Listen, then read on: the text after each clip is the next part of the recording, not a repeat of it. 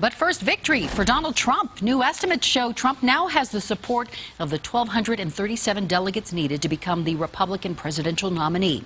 Trump still will not formally become the nominee until a vote is taken at the GOP convention in Cleveland in July. The folks behind me got us right over the top from North Dakota. So North Dakota made a big statement, and I just really appreciate it. We will not forget it. There is absolutely no way that we can let Donald Trump get anywhere near the White House. That's Hillary Clinton, still the leading Democratic candidate, and now dealing with her email issues again. The State Department Inspector General's report says the former Secretary of State never requested or obtained permission to conduct government business on her private email server, even though they say she had an obligation to do so. Well, joining us to talk about all of these developments today are Democratic strategist Steve Welchert, and on the conservative side, Krista Kafer, co-host of Kelly and Kafer on KNUS Radio. So thank you both for being here today. Let's first talk about Donald Trump hitting 1237, actually 1238, right? Krista, I suspect you're surprised.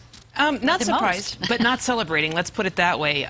He is the least qualified person that we had at the beginning of the primary, the person whose personality I think is the least suited for the presidential office, and we'll see how it goes. Steve? Yeah, Trump's real problem is that he's won a bunch of primaries, but the primary that matters the most for him right now is the money primary. The Bush family and their big tree of money, all gone. The Romney tree of money, gone. I mean, I don't know how he's going to find the money to run a fall campaign. I thought he was going to call on his billionaire buddies, right? Oh, he's going to self-fund. That was one of his promises. Right. Not so much. Not so much. What are you going, I mean, you're a conservative talk show host. You've never been on the Trump bandwagon. Is there something that will take you there? No. There is a subset of, actually a former Republican, I'm now a Libertarian, but there are Republicans and Libertarians who are looking at other third-party candidates. He simply does not have the personality, the knowledge, the temperament, the judgment, the maturity for the office. I can't vote for him. I know a lot of folks that can't. I'm not certain that Romney doesn't have some trick up his sleeve when they walk into Cleveland. I mean, there's a reason that Paul Ryan, his former running mate, now the Speaker of the House, is still staying out of this race. And it's not just policy. It's not just substance or the issues even Krista raised, which are serious and legitimate. Ryan and Romney may have a trick up their sleeve. I'm praying. You think? I mean, who would you vote for? Who would be a good third-party candidate? I would certainly vote for Romney. I'm looking at the Libertarian ticket. I'm looking at other Republicans that believe in liberty, that believe in rule of law, that are not authoritarian in their bent. I'm certainly not going to vote for the Democrat either, and I think she's got problems of her own, big problems. This year, the Libertarians, by the way, 2 governors on the ticket for the Libertarian Party, they could get double digits, and they could really be 10, 12%. And I forget what the threshold is for the debates, but it's not much higher than that. They might see themselves on the debate floor come October. That'd be fantastic. And I suspect we'll hear something more from Orlando here pretty soon about what they decide. Let's talk about Hillary Clinton and her problems as you describe. What's her biggest problem right now? Well, for me, Hillary is to the Democrats what Peyton Manning was to the Broncos. And what I mean by that is that if we had a better quarterback in the Super Bowl, we'd have won that game 42-10.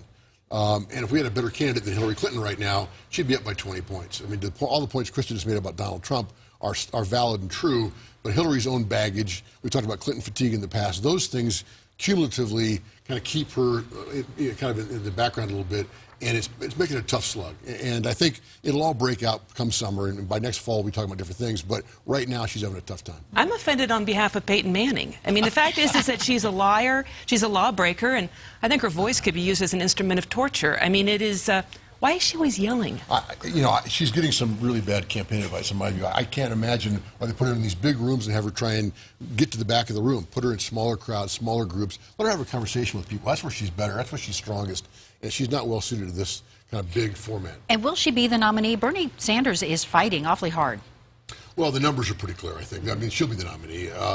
There's some things that happened this week that may put things in play, that maybe the Trump debate, California is now back in play a little bit, probably because of the emails, but I suspect when it's all said and done, Hillary will be the nominee, and Bernie Sanders will be right there with her, because Bernie Sanders agrees with Krista that Donald Trump cannot be president of the United States.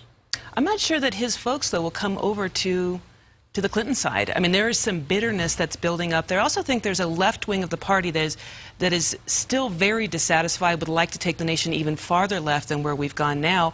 I could see some of those voting Green Party, for example. Some might trickle that way, but the truth is, Walter Mondale was on TV the last couple of days talking about Gary Hart challenging him, and at the end of the day, Hart and his people all came to back Walter Mondale. The Ted Kennedy, Jimmy Carter thing, same kind of dynamic. So I think it'll all settle down. The challenge for Clinton right now is that the Republicans are over, so there's kind of this void of discussion. Democrats are still going after it, and so until they kind of resolve this, they come out of Philadelphia, a united party, it'll take a little bit longer for the Democrats to get there. But do you think this email issue, this recent email issue that came up, is big enough to really slow her down? I think it's going to hurt because it goes to judgment, it goes to respect for the law, the respect for the office, the respect for the integrity of our national security, and I think it just shows that she is not fit to be president either. I think all it really does is it reinforces for people that already don't like Hillary to give them one more reason not to like her. I'm not sure it's a voting issue. There are 5 things ahead of that people are going to vote on come October, November, not just emails. How about a mulligan? Could we get a mulligan? That way, maybe it could be Biden versus Walker or something. What about this topic of a debate between Bernie Sanders and Donald Trump? Do you think that will happen? It's fascinating political theater. Trump first started on this network with Jimmy Kimmel. Jimmy Kimmel, yeah. And boy, I mean, took off with it. Sanders they said, well, I need yeah. $10 million because I'm a draw, right? What he doesn't realize is that Bernie Sanders' people will raise $10 million and they'll go do this debate.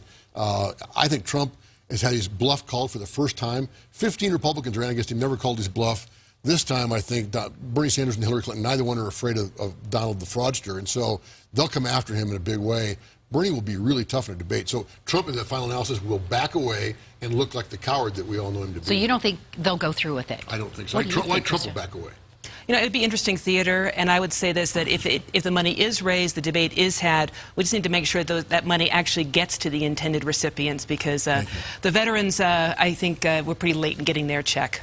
Well, they only got $4 of the $6 million that was promised, and I think Trump's check is just now arriving, if it doesn't bounce, right? Yeah. Does that hurt Hillary Clinton if those two go ahead and debate? It marginalizes her quite a bit, I think. I think it's a tough day. She's having a tough week. That'd make it a tougher week. All right, we have 30 seconds. Hickenlooper's book, what do you think about that? Do you think that says he wants to be out there as a vice presidential candidate? Isn't that always a first step? You write your book, you get it out there, then you run. So you think that's a yes? I think it's a yes. I think he's on all the national lists. That's not an accident. I think that the Clinton campaign is vetting the governor for that kind of a slot.